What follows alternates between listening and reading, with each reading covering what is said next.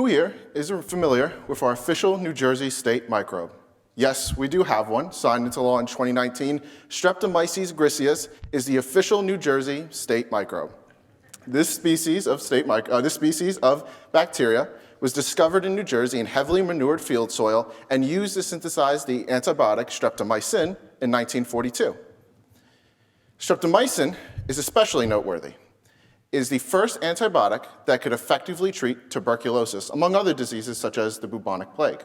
This resulted in a 1952 Nobel Prize in Physiology or Medicine for Rutgers University due to the discovery made by Dr. Selman Waksman, Dr. Albert Schatz, and Elizabeth Bougie Gregory right up Route 18 on the Cook campus. This discovery was made possible by scientists who studied agriculture and soil microbiology, which now fall under what is commonly referred to as agriscience.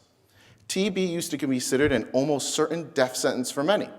But now, thanks to agricultural scientists looking at soil microbes present in farm soil from New Jersey, they made a discovery that saved countless lives, and one that opened the door to more life-saving medications derived from soil microorganisms. One of these lives saved was my own mother, who as a young girl on a sugarcane farm from Sincelejo, Colombia, contracted TB. She was forced to have her own set of utensils, forced to quarantine from her siblings, and as a result became friends with many farm animals, such as her beloved rooster, Diablo. However, thanks to this agriscience discovery made years prior in New Jersey, which happened to be her future home with her husband and 2 kids, I can now share with you all here today. Fast forward to a wide-eyed and frankly quite nervous younger version of the man you see before you today. And there I was on my first day of class in my first year at Rutgers University School of Environmental and Biological Sciences. Unbeknownst to me, I was in the same exact building where this life-saving discovery from my mother and countless others was made, and where I ended up starting my journey studying agriscience. When I decided to become a teacher later after I graduated, it was these discoveries and ideas that revolutionized our world and made possible by agriscience that inspired me to teach students about how amazing the agriscience world truly is. Now, as an agriscience teacher, a fun game I like to play with my students on their first day in my classes, when I say the word agriculture, what is the first thing that comes to mind? Now, most of these answers these 14-year-olds give are probably like yours or what you see on the screen, hopefully not after today. My favorite was a 14-year-old who when I asked this question, looked me dead in the eyes, and with all sincerity said, "I know chocolate milk doesn't come from brown cows, mister. It comes from brown goats." We laugh now, and kudos to them for knowing goats can produce milk, but it's not their fault. They didn't know any better. Agricultural education is misunderstood in the mind of most people and is often underrepresented. Not only that, but when I say the same question for the word agriscience, it's blank stares and a whole lot of uhs and ums. Agriscience goes beyond the farmer in the field many of us envision when we hear agriculture or anything related to the subject. Agriscience is about all the fields of science, technology, business that support our amazing farmers and allow our lives to continue. However, agriscience is directly responsible for so many contributions in our lives, but yet often goes forgotten and underrepresented. Let's talk about plants. You know, those green things, we use for food, fiber, fuel, nothing big, nothing important. Agriscience has brought us genetically engineered crops, commonly referred to as GMOs or GEOs, which may sound scary, but are and often under controversy, but are in fact part of a growing field within agriscience aims toward a growing global population with fewer resources and better equipped for changing climates. Breeding plants for specific desirable traits has been done for thousands of years. But physically transplanting the genes of one organism into another for beneficial reasons is only a little over 50 years old, but is progressing rapidly each year. We'll come back to this in a second. Now, there are parts in this world where hundreds of thousands of children each year go blind, and millions more have illnesses or death because of their limited access to proper nutrition. Vitamin A deficiency is the leading cause of preventable childhood blindness and becomes permanent if left untreated. This is common in parts of the world that rely heavily on staple crops, such as rice, that alone lack sufficient vitamins that children need to develop. Now, instead of developing more natural land, which would result to grow more vitamin A-rich vegetables, which would require millions or billions of dollars, cause environmental damage, and require more infrastructure, what if we could work with what we had?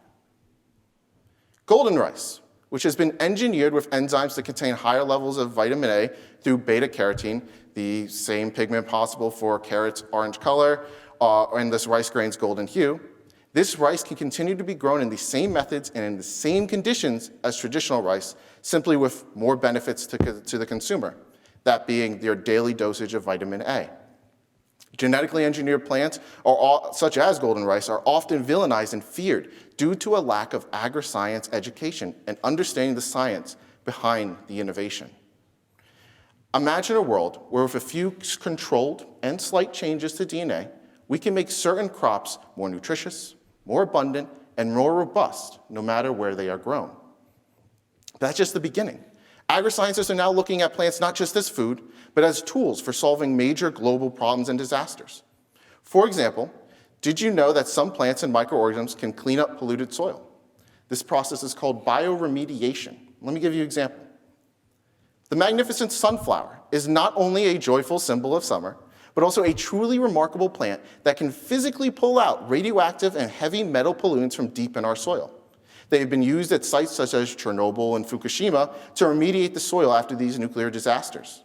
In the future, we may be able to heal the damage we ourselves have done to our planet by learning more about the untapped science held in plants. All these discoveries and innovations I have mentioned, and the numerous I am not able to mention today, were and are only possible because of those who decided to study and investigate agriscience and agriculture. Agriscience is a field of dedicated individuals asking the what ifs and the whys to help grow a better future.